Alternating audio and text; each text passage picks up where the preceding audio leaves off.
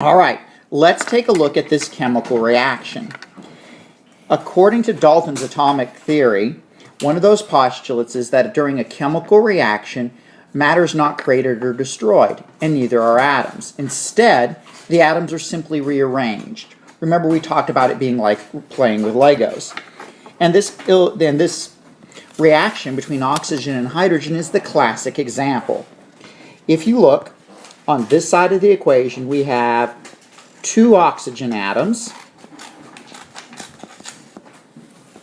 and we have 4 hydrogen atoms, right? 2 times 2, 4 hydrogen atoms. When we look on the other side of the equation, we have 4 hydrogen atoms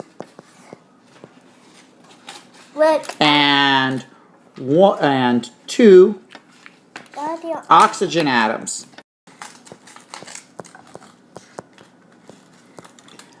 So we can see that this obeys Dalton's atomic theory. We're not creating any atoms, we're simply rearranging their connectivities.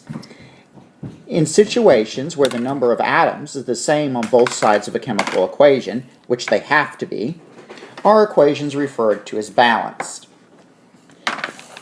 Now you're saying, okay, so why are you showing us this reaction? Because it illustrates a classic dilemma that chemists have had.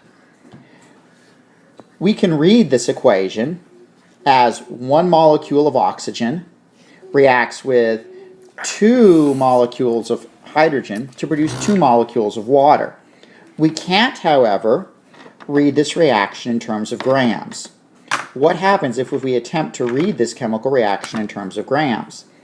Well, we would be saying 1 gram of oxygen plus 2 grams of hydrogen equals 2 grams of water? Well, obviously that's not right, because 3 grams does not equal 2 grams. So if we read a chemical reaction in terms of mass, we have a problem. We can't read a chemical reaction in terms of mass. We can only read it in terms of atoms and molecules. But what do we work with in the lab? We work with grams. So we need a conversion factor that lets us translate from atoms to grams.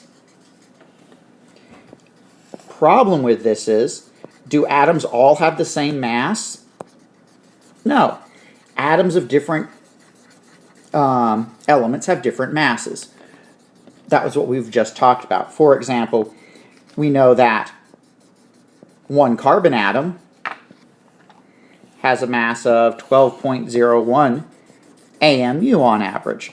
We know that 1 oxygen atom has a mass of 15.9994 AMU on average. So if atoms have different masses, how can we come up with a way of translating grams to atoms and atoms to grams? The solution falls along these lines. What is the source of matter inside the atom?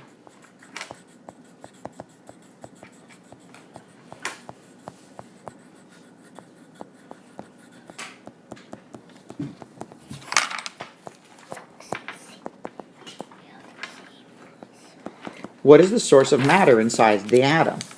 The protons and neutrons, right? The protons and neutrons, I shouldn't say matter. I should say, let me replace that here. I should say mass. Protons and neutrons provide the mass of the atom. Whether that atom is oxygen or whether that atom is carbon, their mass comes from their protons and neutrons.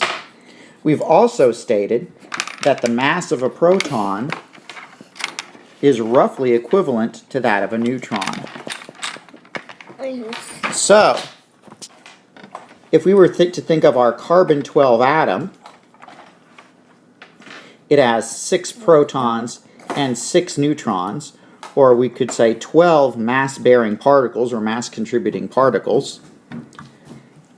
What if we had a conversion factor that let us convert the number of protons to a mass in grams? And we do! Drum roll, please, for the most quintessential moment of your life this far. Introducing the mole. It turns out that 6.022 times 10 to the 23rd protons has a mass of 1 gram.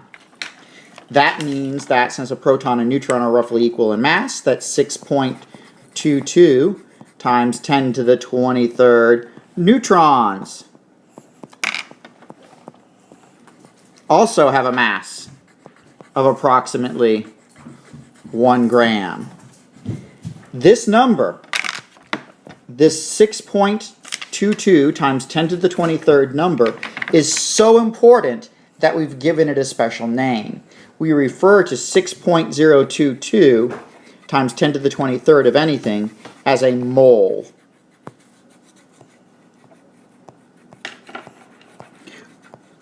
The mole is simply another name for 6.022 times 10 to the 23rd. For example, everybody's familiar with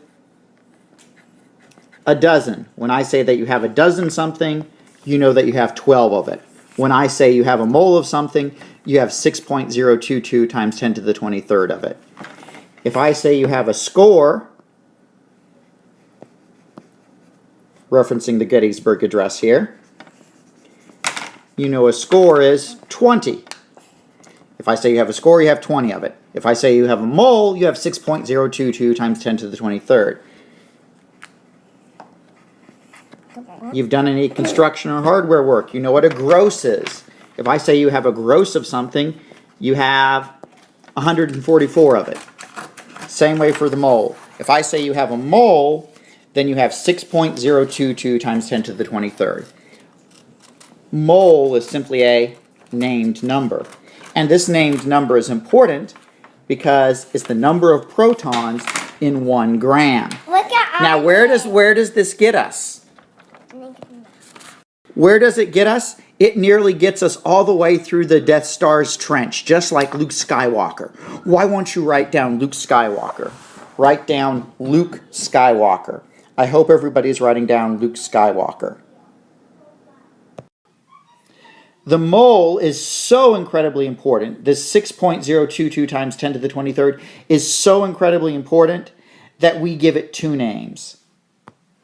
We call 6.022 times 10 to the 23rd, we refer to it not only as a mole, but you'll also hear it referred to as Avogadro's number.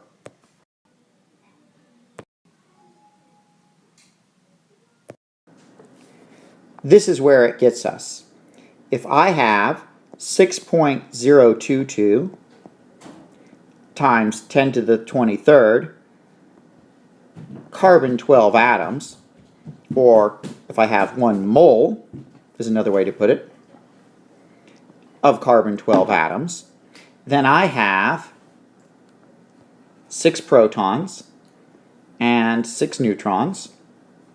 And we said that whenever we have 6.022 times 10 to the 23rd protons, we have approximately 1 gram. Whoops, I wrote neutrons twice. Protons twice. And whenever we have 6.002 times 10 to the 23rd neutrons, we have approximately 1 gram. So we have 6 grams of protons and 6 grams of neutrons, or 12 grams of carbon atoms. If I have 1 mole of carbon, then I have 6 moles of protons, 6 moles of neutrons, each 1 gram, or 12 grams. What this magic number, 6.022 times 10 to the 23rd, does is it lets me read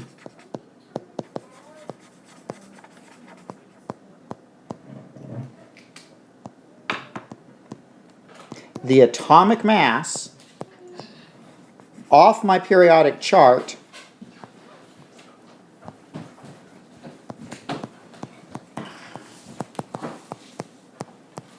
Mommy, in grams.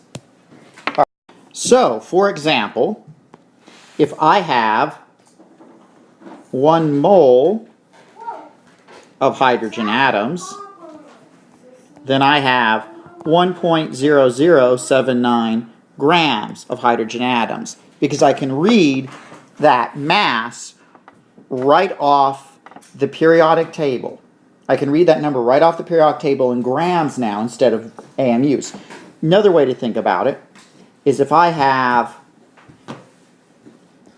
1 atom of nitrogen, what's its atomic mass? 14.0067 AMU. If I have 1 mole of nitrogen atoms, then I have 14.067 grams of nitrogen atoms. If I have 6.022 times 10 to the 23rd nitrogen atoms, then I have 14.0067 grams of nitrogen. If I have 1 mole worth of atoms, then I can read that number off my periodic table in grams. This is an unbelievably useful tool because it provides us a conversion factor between atoms and grams. Let's make sure this horse is thoroughly dead.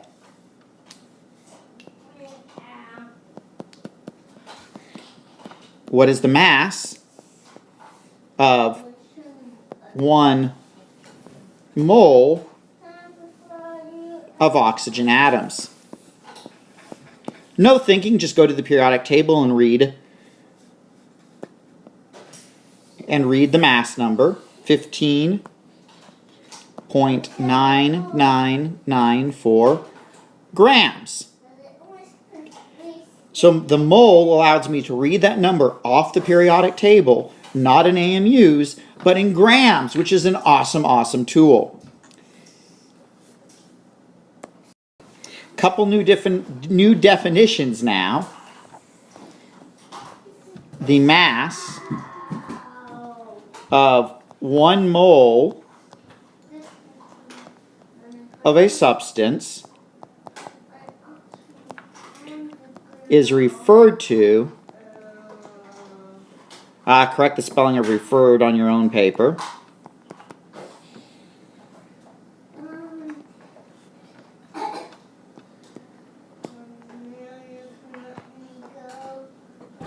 is referred to as the molar mass of the substance. For example,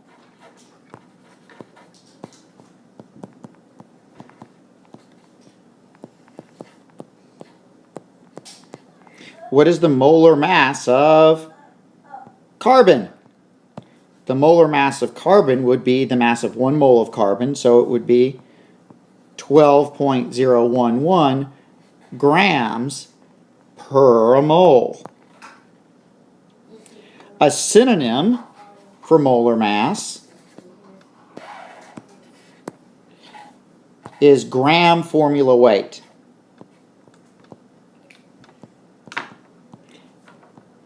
Even though we're dealing with a mass here, for some reason the term is always gram formula weight. You'll see it abbreviated in textbooks, GFW, or a lot of times you'll be reading a paper.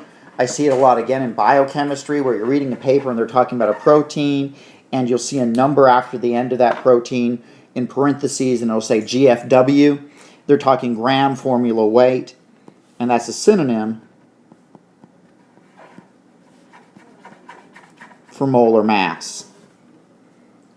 So if I asked you what the gram formula weight of carbon was,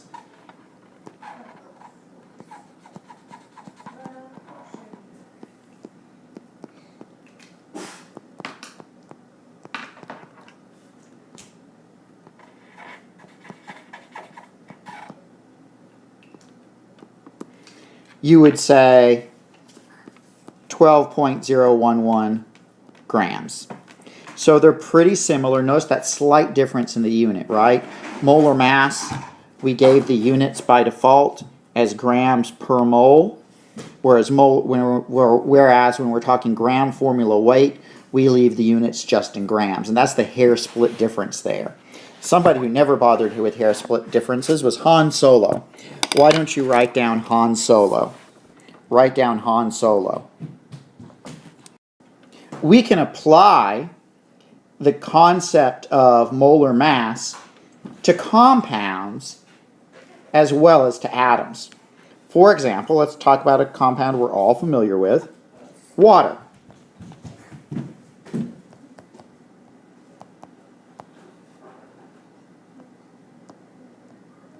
What is the molar mass of water? Well, 1 mole of water would contain 2 moles of hydrogen atoms and 1 mole of oxygen atoms. According to our periodic table, every 1 mole of hydrogen atoms has a mass of 1.0079 grams. Every 1 mole of oxygen atoms has a mass of 15.994 grams.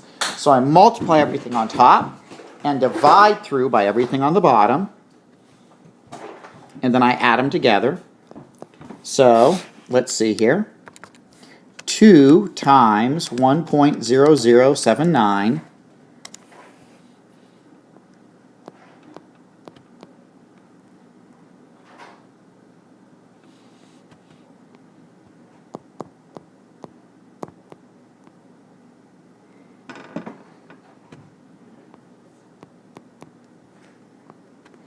add them together.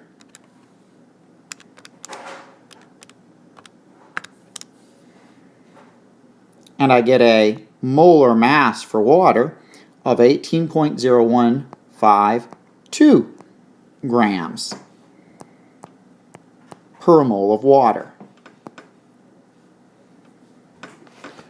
So molar mass gives us now a conversion factor between molecules and mass. What do I mean by that? Well, if I have just, and let me do some shrinkage here. If I have just 1 oxygen atom connected to 2 hydrogen atoms, then I say I have 1 molecule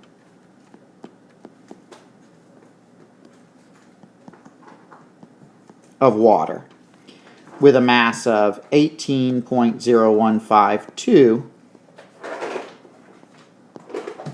AMU. If I have 1 mole of water, then I have 6.022 times 10 to the 23rd molecules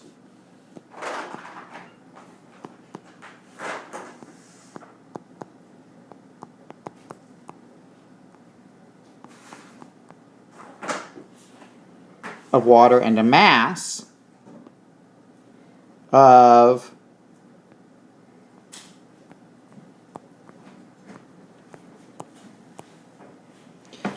so just like the mole lets us relate number of atoms to mass, the mole lets us relate number of molecules and mass.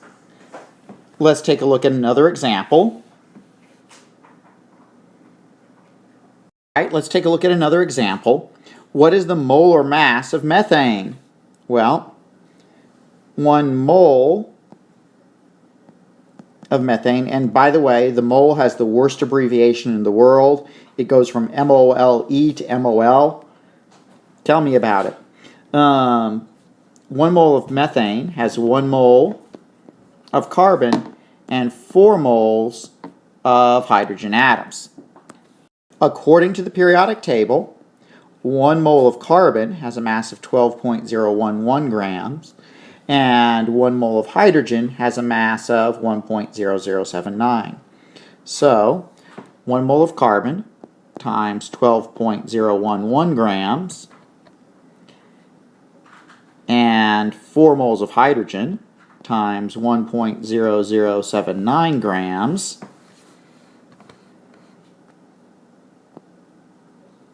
punch that into my calculator, and that gives me, I hope you're working these along with me, by the way,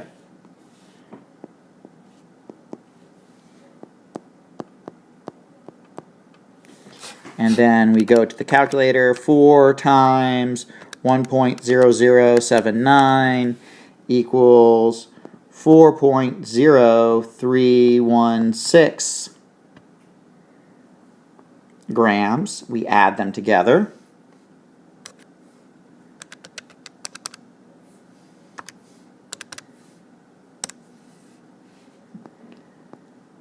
(16.0426 grams. So the molar mass of methane would be 16.0426 grams per mole, and we would also know that 6.022 times 10 to the 23rd molecules of methane has a mass of 16.0426 grams. All right, let's take a look at another example. What is the molar mass of iron 3 oxide? Now, the reason I wanted to do another example was because I haven't specifically said where I'm getting these multiplication factors from. If I have 1 mole of iron 3 oxide, then I have 2 moles of iron. Where did that 2 come from?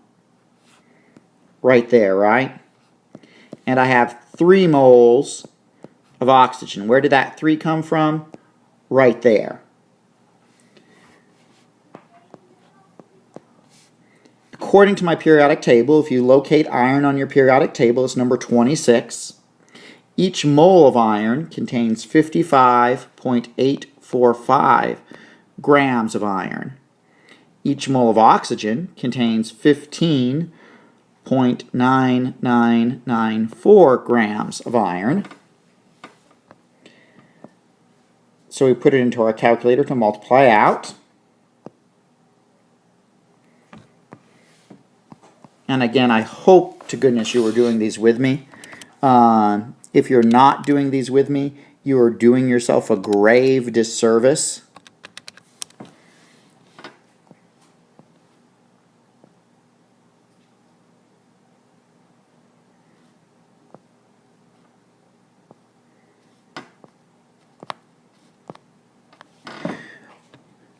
Then you get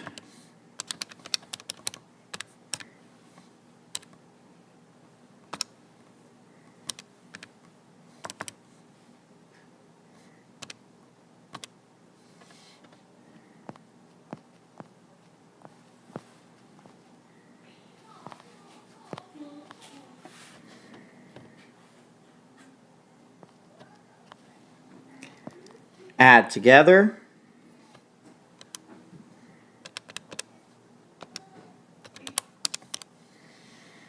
And that gives you 159, 3 decimals there, so you can only have 3 in your answer.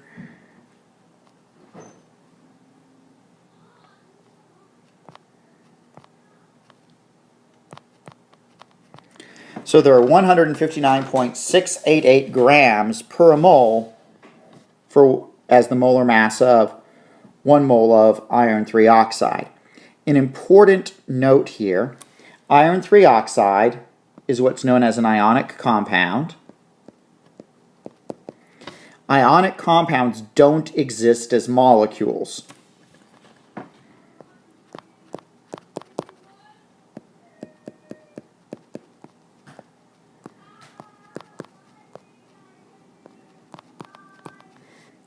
They exist as crystals. In nature, you'll never find just 2 iron atoms and 3 oxygen atoms. Instead, you'll find billions of iron atoms and billions of oxygen atoms bonded together, but the ratio would be 2 iron atoms for every 3 oxygen atoms. This is something we'll go into in detail in a different lecture if you haven't already had that lecture already. But what that means is that when you have an ionic compound, you'll be reading, and what you'll discover is that when you're reading the book, instead of using the term molecule, they instead use the term formula unit. They would refer to what we would write here and normally refer to as a molecule. They'll refer to as a formula unit. And the formula unit term can apply not only to ionic compounds but also to covalent compounds. So that term formula unit, just think of it as a synonym for molecule. Even though it's not a synonym for molecule, think of it that way. That's the easiest way to wrap your brain around it at the time being. And I misspelled synonym. Correct synonym on your own paper. Now I'm saying synonym. Ooh, I'm hungry for breakfast. At any rate, why don't you write down somebody who's never rusty, or actually he was rusty, he had to get that oil bath on Tatooine. Why don't you write down C3PO? Write down C3PO. C3PO. What's a pirate's favorite element? Argon!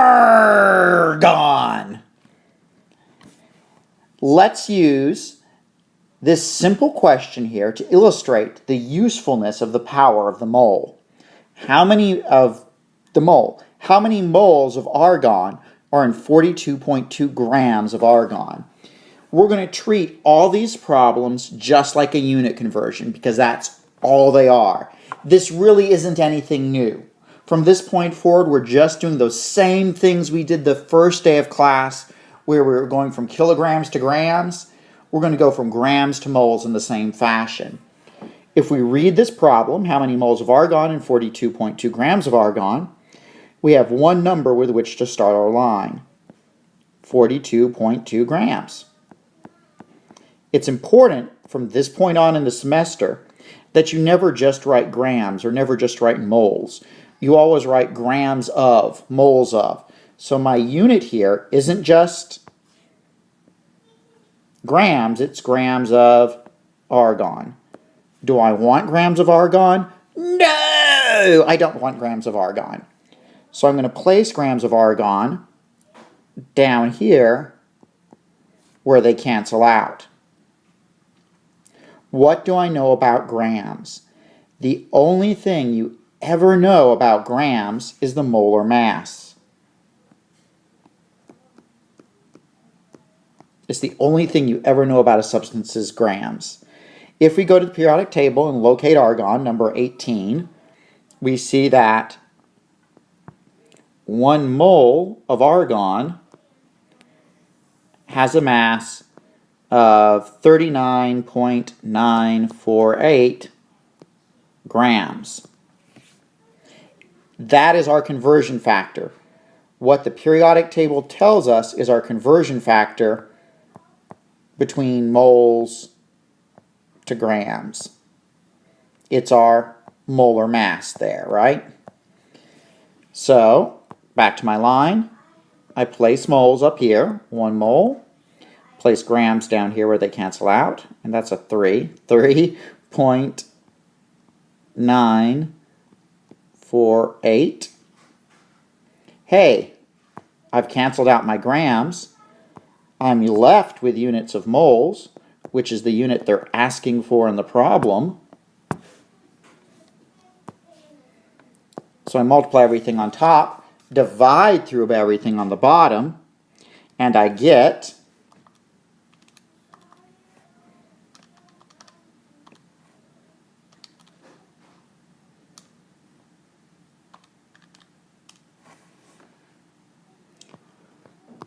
1.06 moles of argon. Chemistry's easy, life is hard, right? Alright, if we can go forwards, we can go backwards. How many grams of argon would there be in 0.22 moles of argon? This time we're starting our line, again, with the only number given to us in the problem. And we know that our first step has to involve getting rid of moles of argon. What's the only thing I ever know about moles? Well, I know several things about moles. Let me rephrase that. What do I know about the relationship between moles and grams? I know the molar mass. I can get that from looking at the periodic table. So if I come over here and I look at the periodic table, it tells me that 1 mole of argon has a mass of 39.948 grams. So 1 mole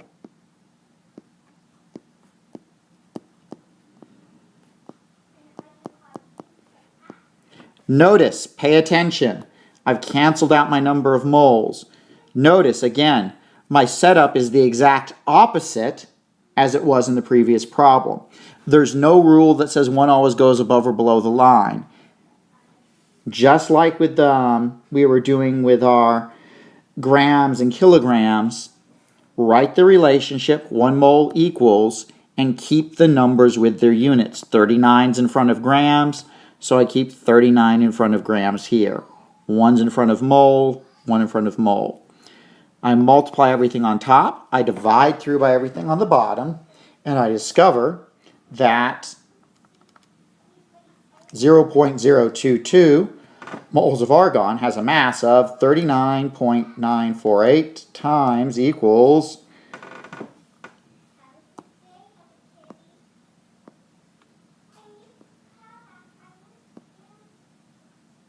oh, whoops, my calculator lie is that I've got 2 sig figs there, so 2 sig figs in my answer, rounding the basis of that, and I get 0.88 grams of argon as my answer.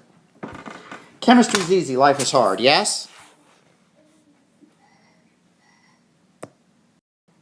Okay, so how many grams of carbon dioxide and 8.88 moles of carbon dioxide?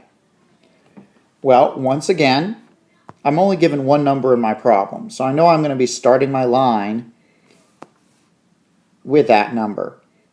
8.88 moles of carbon dioxide. And I know I don't want moles of carbon dioxide. So I know my first step is going to be getting rid of moles of carbon dioxide. What do I know about moles of carbon dioxide? Do I know a relationship between moles and grams? Yes, because the periodic table tells me so. I know that 1 mole of carbon dioxide contains 1 mole of carbon, and according to the periodic table, 1 mole of carbon has a mass of 12.011 grams, and 1 mole of carbon dioxide contains 2 moles of oxygen at a mass of 15.994 grams. So I multiply and add, and that gives me 12.011 plus 2 times 15.9994.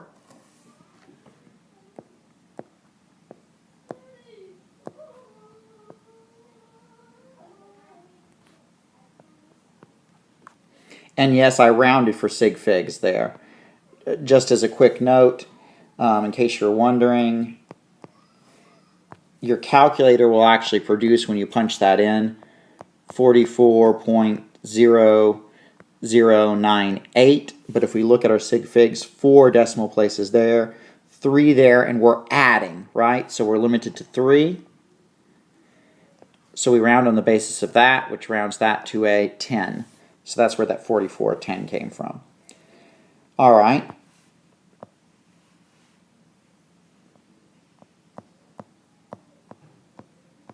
So now I know a relationship between moles of carbon dioxide and grams of carbon dioxide. I know that 1 mole of carbon dioxide is equivalent to 44.01 grams of carbon dioxide. And using the molar mass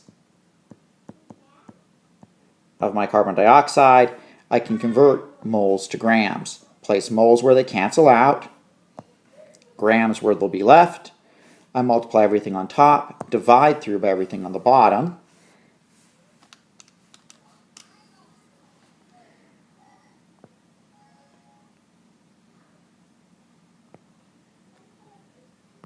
And that gives me 391 grams of carbon dioxide.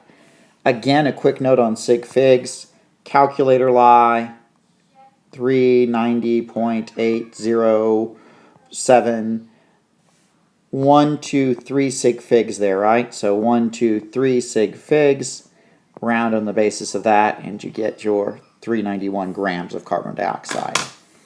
Somebody who sounds like they're having trouble getting rid of their carbon dioxide, of course, is Darth Vader. Why don't you write down Darth Vader? I hope everybody's writing down Darth Vader. Let's flip the example on the head this time and ask ourselves how many moles of carbon dioxide in 53.6 grams of carbon dioxide. So once again, we're starting off our line with the only number given to us in our problem.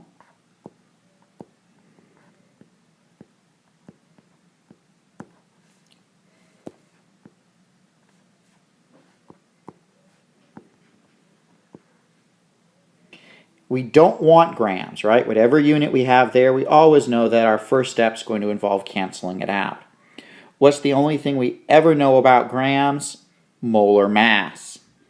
We calculated the molar mass of carbon dioxide for the previous example, so we're simply going to reuse it, where we know that 1 mole of carbon dioxide is equivalent to 44.010 grams of carbon dioxide. So I've canceled out my grams.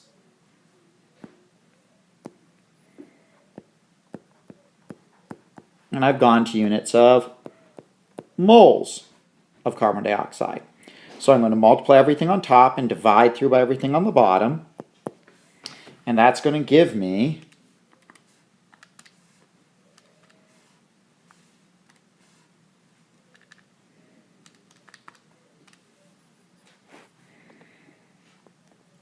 1.22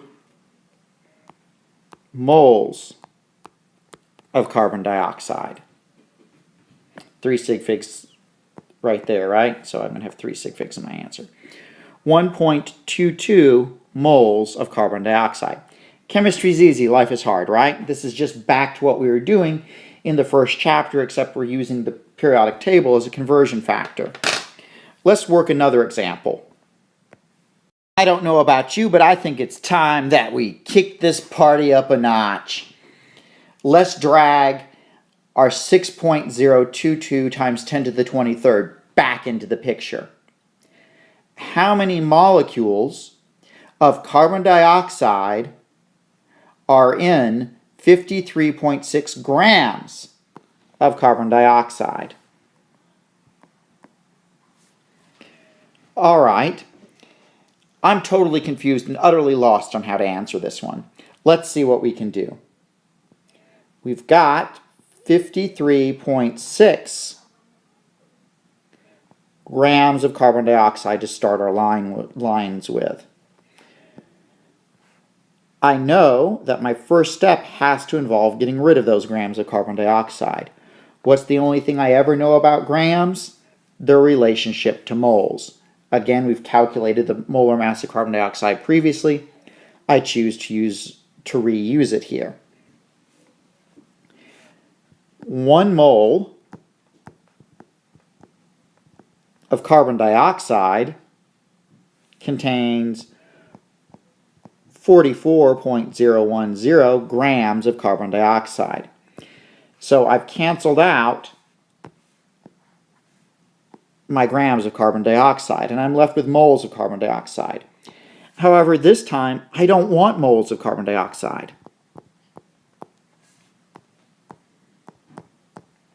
And I'm flowing my units down here just so that because I like to keep track of them. I want to get rid of my moles of carbon dioxide. What do I know about moles? Well, I know mass. That doesn't really help me. I've already just got rid of mass. What else do I know? I know that by definition, right? The definition of a mole is that 1 mole of anything, hammers, molecules, peanuts, 1 mole of anything is always 6.022 times 10 to the 23rd of it. So 1 mole of carbon dioxide would be 6.022 times 10 to the 23rd, and that's a 3 there. Making 3s with a stylus is unfreaking believably hard. Molecules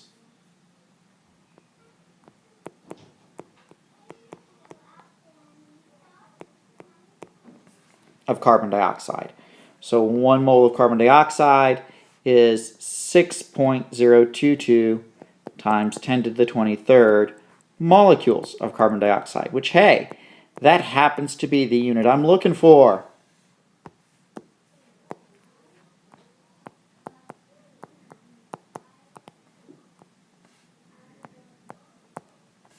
So what am I going to do? I'm going to multiply everything on top, divide through by everything on the bottom, and that's going to give me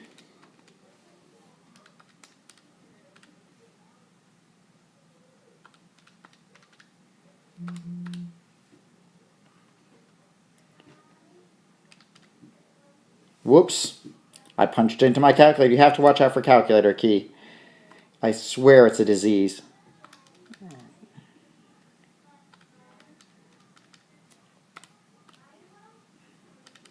Aha! And now I have the right answer. I've got 3 sig figs to start with, so I'm going to have 3 coming out.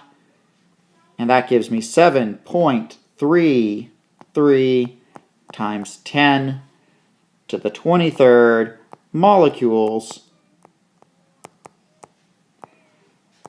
of carbon dioxide. Chemistry's easy, life is hard, yes? We just added a step. Let's keep the party going. All right, let's take a look at another example. How many grams of methane in 4.2 times 10 to the 33 molecules of methane? 1 mole of methane is equal to 16.046 grams per mole. Remember, we calculated this earlier in the lecture, so I'm trying to save time by reusing it, but that came from the periodic table. All right, we start off our line with the only thing we were given in the problem. 4.2 times 10 to the 33rd molecules of methane. I don't want molecules of methane. So I'm going to place molecules of methane where they cancel out.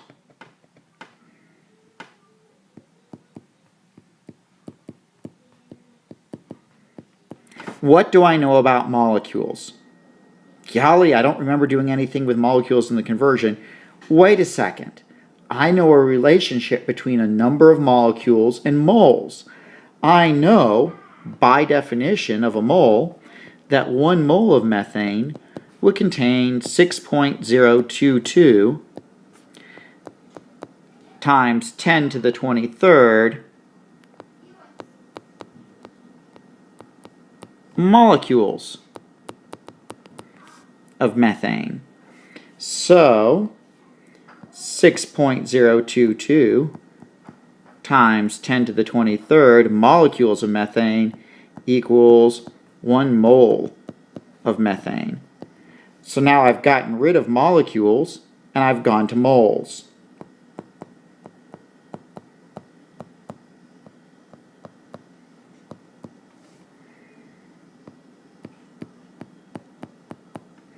I don't want moles of methane,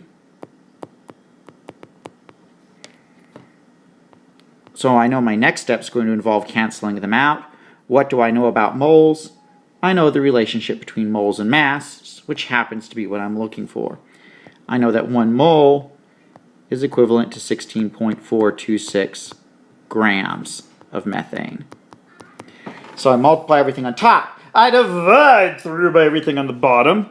And when I do that, I get a very groovy 4.2 second EE to the 33rd divided by 6.022 second EE to the 23 times 16.042 equals 1.1 times 10 to the 11th grams of methane.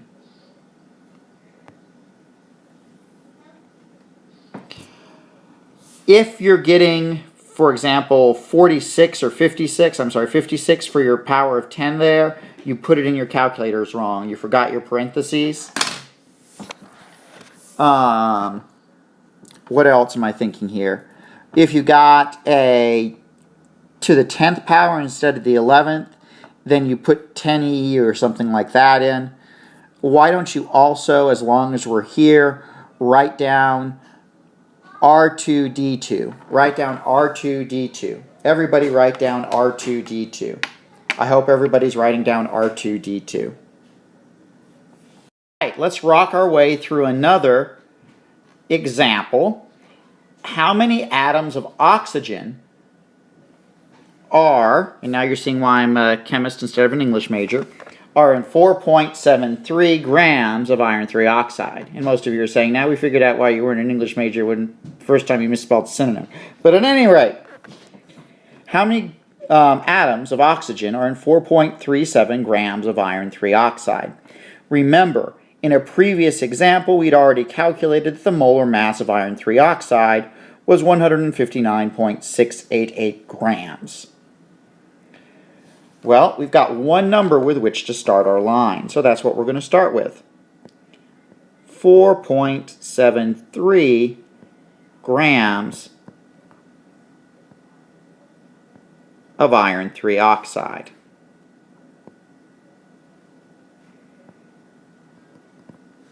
I don't want grams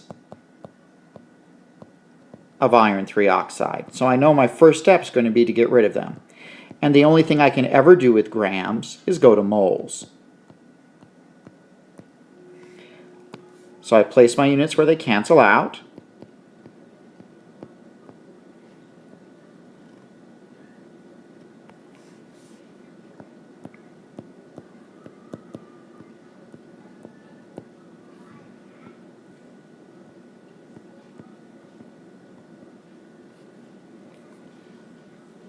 So now I've canceled out my grams, and I have units of moles, but I don't want units of moles. Or at the very least, I don't want units of iron 3 oxide as well. Right? I have two things I have to do. I have to get rid of moles, and I have to go to atoms. And it turns out there's actually two ways we can work the problem here. I'm going to do both ways. I don't want moles of iron 3 oxide. I'm not even interested in iron 3 oxide. I'm actually interested in oxygen. Do I know a relationship between moles of iron 3 oxide and moles of oxygen? I do. Remember, when I calculated the molar mass of iron 3 oxide, I said that 1 mole of iron 3 oxide contained 3 moles of oxygen. Where did that 3 come from? In case you'd forgotten, it comes from right there. 1 mole of this contains 3 of that, right? 3 of my oxygens. So I can place my units where they cancel out. 1 mole iron 3 oxide is equivalent to 3 moles of oxygen. So now I have moles of oxygen. However, I don't want moles of oxygen, so I'm still not done.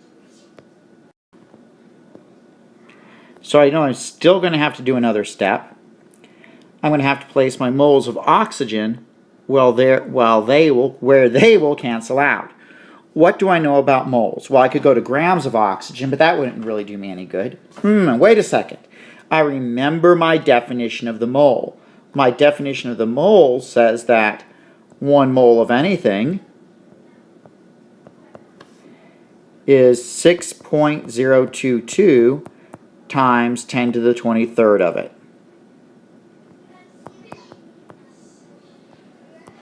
So, I know that 1 mole of oxygen would contain 6.022 times 10 to the 23rd atoms of oxygen. Hey, now I have the unit I'm looking for. So I must be done. So I multiply everything on top, divide through by everything on the bottom, and I get 4.73 divided by 159.688 times 3 times 6.022, and that gives me a final answer of 5.35 times 10 to the 22nd atoms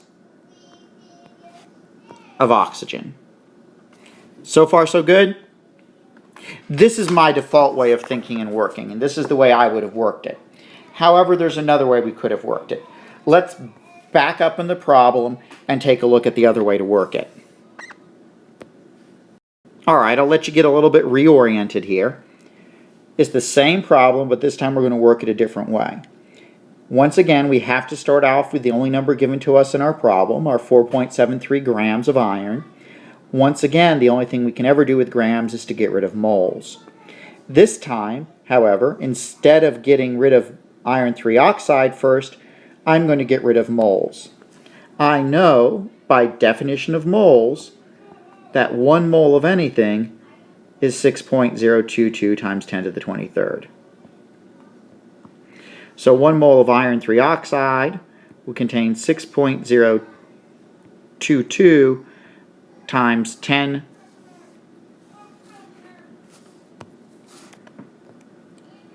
to the 23rd formula units. Remember, iron 3 oxide is ionic, so I can't use the term molecule, but 6.022 times 10 to the 23rd formula units of iron 3 oxide. So I can get rid of moles of iron 3 oxide and go to formula units. And remember, if formula units confuses you, just plug in the word molecule mentally and you'll be okay. And that's a 2 there. And I'm going to abbreviate formula units. I'm not trying to be rude. Now if we look at what we've done, we've gotten rid of moles of iron 3 oxide and we've gone to formula units of iron 3 oxide. We don't want formula units of iron 3 oxide, however. We're interested in atoms of oxygen. If we look at this, for every 1 formula unit of that I have, remember, formula unit confuses you. You can say molecule. For every 1 molecule of this I have 3 atoms of oxygen. So I can cancel out, so I can place my formula units where they cancel out.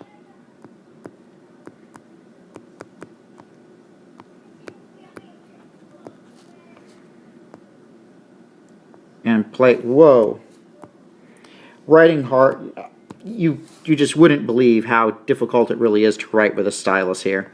And I've got an expensive, fancy, this isn't just one of those rubber tip ones you buy at Walmart either. I paid good money for it out of my own pocket because I love you guys, for a stylus. Actually, I don't even know you guys, so I don't really love you, but I mean, I care deeply that you learn something. So I spent my own money on a stylus.